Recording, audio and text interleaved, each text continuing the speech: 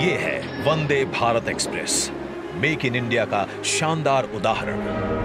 प्रधानमंत्री नरेंद्र मोदी के विजन से हुआ है इसका सृजन। जहां भी जाती है साथ में लाती है सौगातें और समृद्धि की बहार।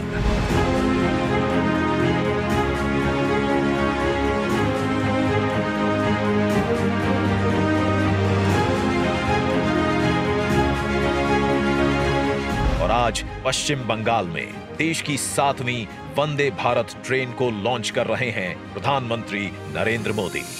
गति, सुरक्षा और सेवा के ध्येय के साथ निर्मित वंदे भारत एक्सप्रेस नए भारत के तेजी से बदलते रेलवे का नया चेहरा है। पश्चिम बंगाल का ये नया हमसफर यात्रियों को यात्रा का एक नया और अद्भुत अनुभव प्रदान करेगा, क्योंकि ये ट्रेन जीपीएस आधारित ऑडियो विजुअल यात्री सूचना सिस्टम, ऑनबोर्ड वाईफाई, दिव्यांगों के लिए सुविधाजनक कोच और कवच सुरक्षा सिस्टम जैसी सुविधाओं से सुसज्जित है। हावड़ा से न्यू जलपाईगुड़ी तक के सफर को आधुनिक, आरामदायक, विश्व स्तरीय सुविधाओं से लैस बनाएगी वंदे भारत एक्सप्रेस। लगभग 11 घंटे के सफर को महज 7.5 घंटे में ही पूरा करेगी। गैंगटॉक, दार्जिलिंग जाने वाले पर्यटकों की संख्या बढ़ाएगी, क्षेत्र में व्यवसाय और अर्थव्यवस्था को मजबूती देगी।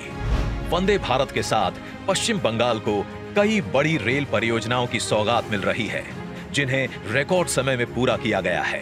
भारतीय रेलवे में भी जितनी अधीरता नए प्रोजेक्ट्स की प्लानिंग की है, उतनी ही गंभीरता उनको समय पर पूरा करने की भी है। भारत के शहरी परिवहन को सरल, सुलभ और पर्यावरण के प्रति कम दुष्प्रभावी बनाने के लिए सरकार तेजी से शहरों में मेट्रो सुविधा का प्रसार कर रही है।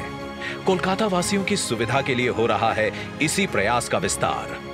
आज प्रधानमंत्री नरेंद्र मोदी द्वारा कोलकाता के जोका से तारातल्ला तक मेट्रो रेल सेवा का शुभारंभ हो रहा है।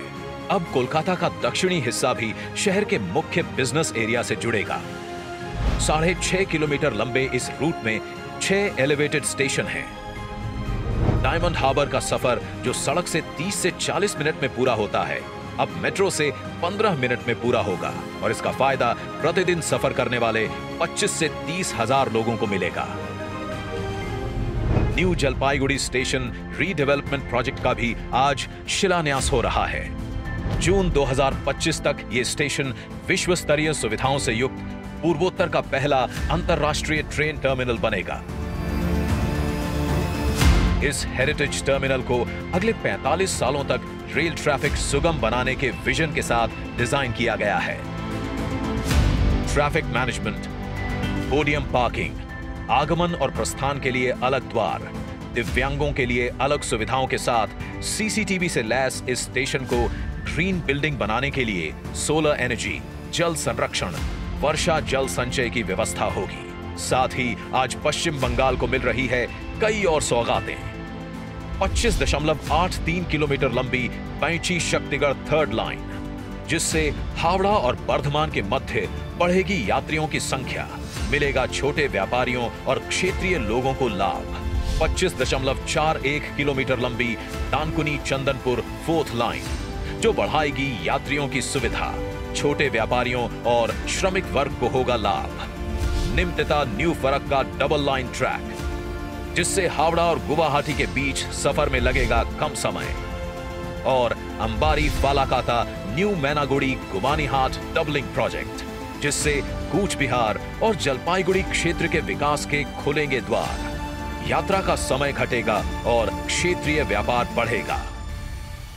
प्रधानमंत्री नरेंद्र मोदी के नेतृत्व में आजादी के बाद पहली बार भारतीय रेल की क्षमता को इतने बड़े स्तर पर इस्तेमाल किया जा रहा है। अब भारतीय रेल देश के साथ साथ संस्कृति, पर्यटन, तीर्थाटन को भी एक सूत्र में पिरो रही है। देश की प्रगति को मिलती रहे एक नई गति, इसके लिए निरंतर प्रयासरत है भारतीय रेल।